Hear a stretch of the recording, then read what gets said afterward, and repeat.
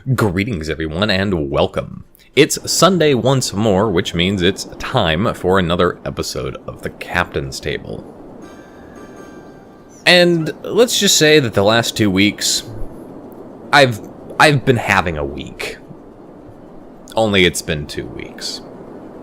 To start off with some positive news, the beginning of this 2-week time frame, right after the last episode of the Captain's Table, I finally got Echo in to see the vet. And it only took a few extra weeks to do it. So here's the basic rundown of what happened. I purchased the bird, and the bird store that I got her from had a deal with a couple of different avian vets that they preferred to use. So the one that was closest to me that they preferred to use was about 5-6 miles away. The issue here came down to their particular office hours.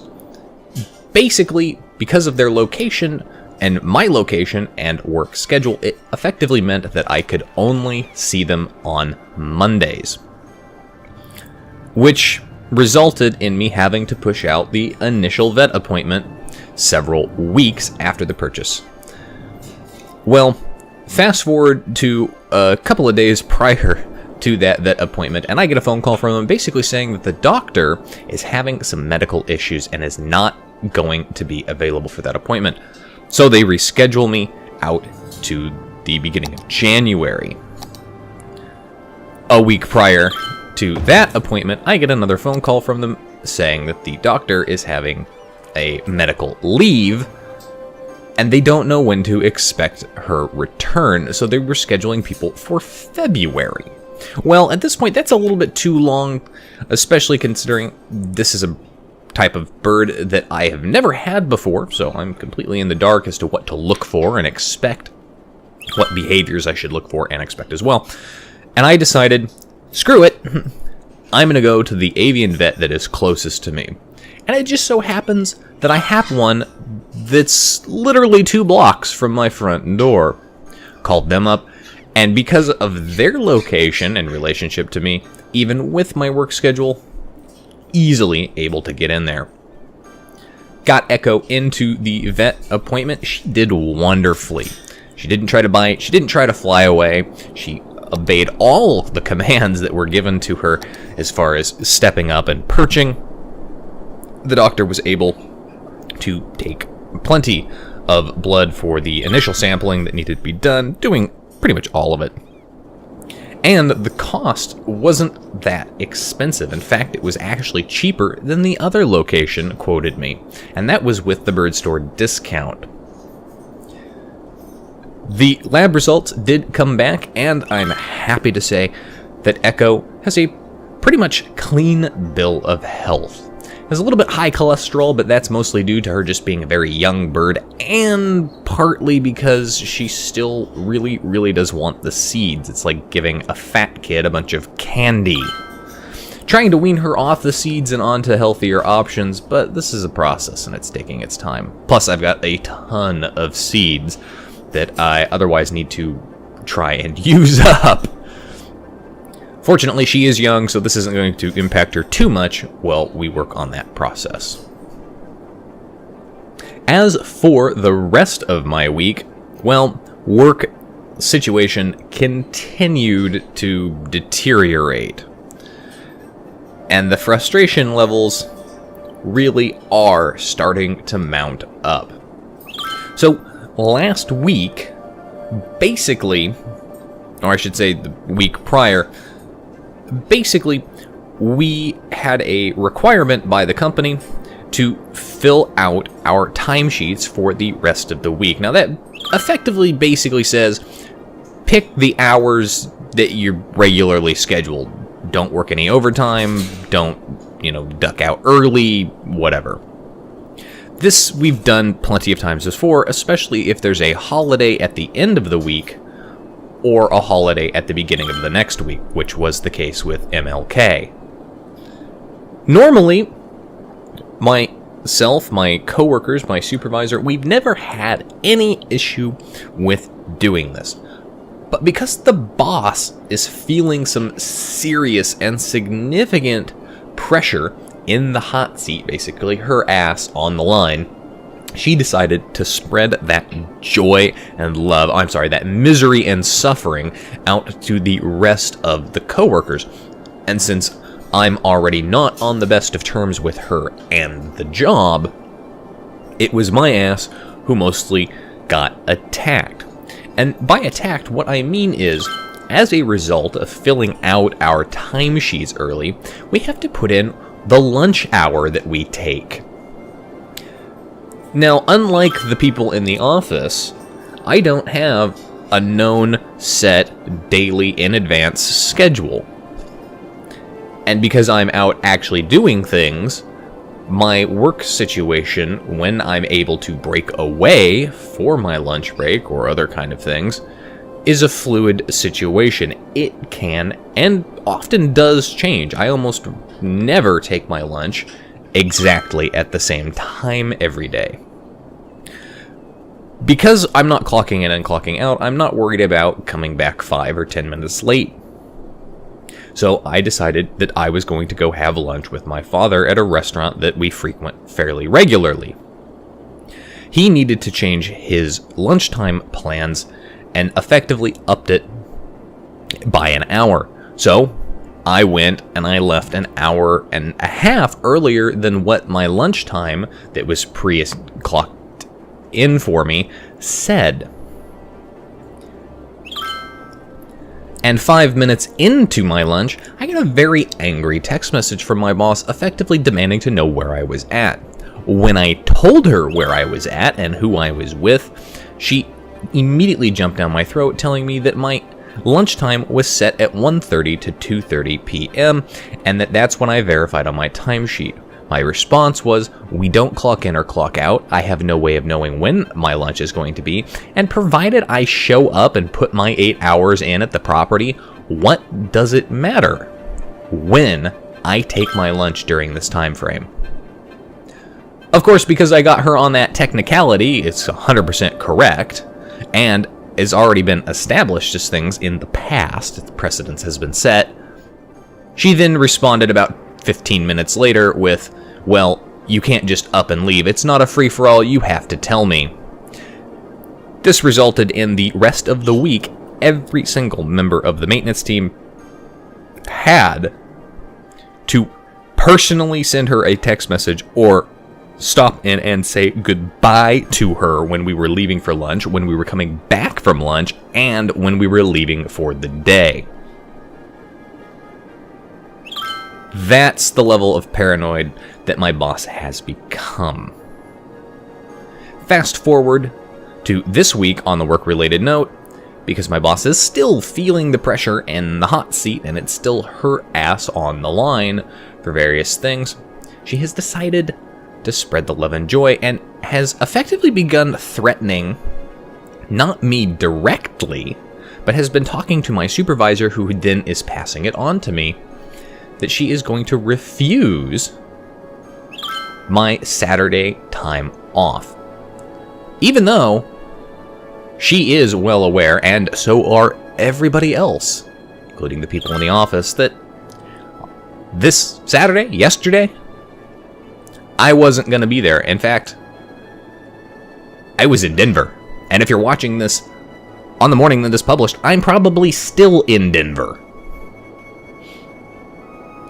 So we will see what happens when I come back. Now, Washington is an at-will state, but that doesn't really matter if she fires me for an unexcused absence, because if she does that and it's classified that, if she sends that to me in a text message, and I'm going to demand she sends that to me in writing, because if she does that, I can file for a wrongful termination lawsuit. I can also file for emotional distress because I have plane tickets that were purchased back in December for this trip. So there's an established cost to the trip to me.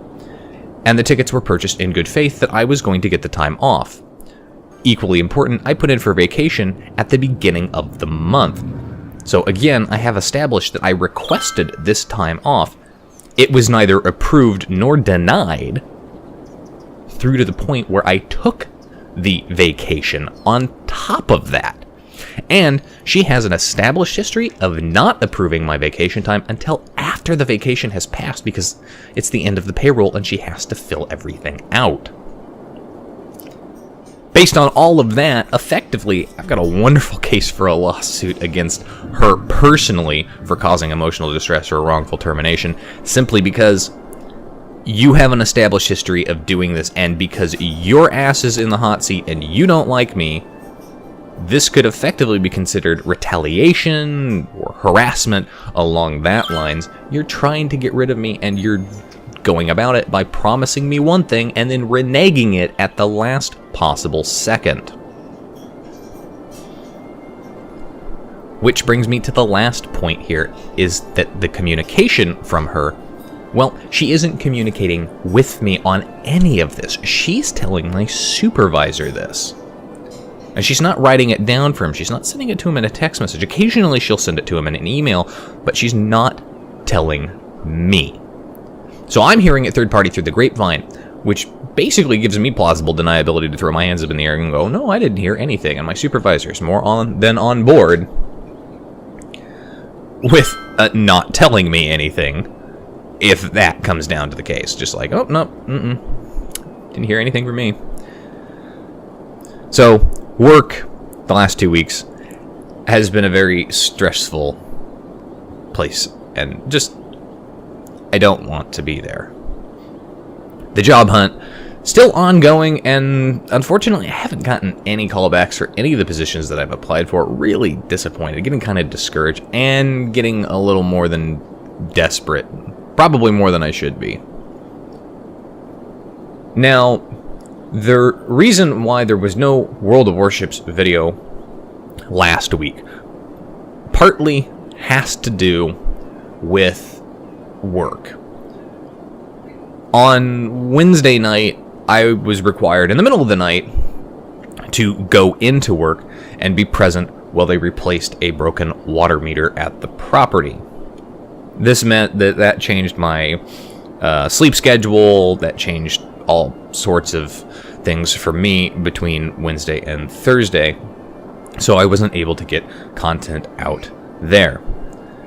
But moreover, the main reason this week why there was no World of Warships content was because on Sunday in the afternoon, I received a notification from my family that my uncle on my mother's side had passed away. Now, this was a little bit of a shock for me, and I'm taking his death a little bit harsher than I think some other members of the family are. But not for the reasons that you might think. Mainly, I'm taking his death harsher because he and I had a very eerie life mirroring similarity going on. We both worked in what could be defined as the law enforcement industry. I worked in private security while he was a jailer for the city of Linwood. We both left the law enforcement industry because we simply couldn't deal with it. And we both ended up in property management on the maintenance side of things. We both ended up there. We both ended up kind of drinking heavily as a result of the bullshit that we had to deal with our jobs. The difference, however, is that I know what my limits are, and with the exception of a few rare instances or a few social engagements, I very rarely ever go over those limits. He, however, never did stop, and as a result, ended up losing his job, and last year was nearly about to have one of his, or both of his vehicles repossessed by the bank, and be evicted from his apartment. So not only would he be homeless, he wouldn't have a car to live in on top of that. The family decided to give him an opportunity, a fresh start, if you will. They would let him move in with his mother, my granny, and my mother, and his other brother, my other uncle, all living in this duplex down in Oregon. And they would let him live there. And they would let him do it rent-free. And they would provide him all the support he needed to get and remain clean, help him find a job, and support him in that endeavor. He agreed to those terms on the condition that he had to remain clean. He could not have any alcohol. For the first 2 weeks, he managed to do it. He went through DT withdrawals that quite possibly nearly killed him. I don't know. I didn't see them, but my dad did, and did say that they were very, very violent. And that's ultimately what pisses me off about his death. What upsets me is that he wasted this opportunity. And I held hope that he would bounce back and fix it. Because he wasn't an incapable person. He was very capable, especially from his youth, where he managed to climb to the tops of mountains like Rainier and Mount Hood. I think he went and climbed Mount McKinley. So he's no stranger to fighting an uphill battle. Unfortunately, he did relapse and begin drinking once more. And eventually, it got to the point, and this is why my family in Oregon is not as upset by his death. In fact, they're relieved by his death. It got to the point where he was willingly calling out sick from his temp job. Not even a regular job, just a temp job. He was calling out sick from his temp job 3 or 4 days out of the week, only managing to bring himself into work 2 or 3 days a week, and that was just enough so that he could collect enough money to go buy more alcohol. The man was drinking, at a minimum, a liter of vodka a day. And his death, because of what I knew about him, and because of the last time I saw him, when I was notified of his death, my first response was that he aspirated, that he choked on his own vomit. And I was 100% correct. When the ME finally did arrive to do a preliminary examination, that's exactly the cause of death that was ruled.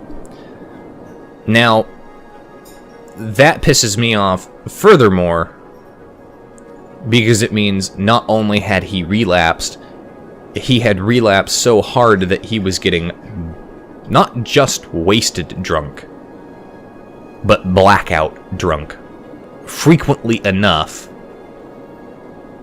to result in this kind of fatality. If he had died due to another alcoholism-related complication, such as a stroke from high blood pressure and the smoking, or if he had died as the result of liver failure or kidney failure, maybe I would have been a little bit more okay with that, because then that would have been further out, because then there could have been time for redemption and reconciliation between him and the family. But that just did not happen. So his death has hit me. It hits me, it upsets me because of how he died, because of the opportunities that he squandered. And between that and work, and dealing with work about bereavement time, which they denied me bereavement time, even though our company handbook says bereavement time can be issued for a close, the death of a relative. It doesn't even say a close relative or a direct relative, just the death of a relative, or in some cases, a very close best friend. But no, an uncle doesn't qualify. Now, to end the video on a positive note, what I was doing in Denver. For those of you who follow me on Facebook, I have probably been posting pictures there. So if you don't, you are more than welcome to head over to my Facebook page and see some of those photos. They should have a description, should have a link in the description down below to the Facebook page there. Effectively, what I've been doing is flying one of the full cockpit, full motion simulators for United Airlines. So if you're big into flying and you're big into or flight simulators, you should definitely check those pictures out. And of course, like everything, I will eventually have those pictures posted here and possibly video as well with it. Anyway, that's it for today's episode of The Captain's Table. And as always, I'll see you guys next time. This is Captain Rye, signing off.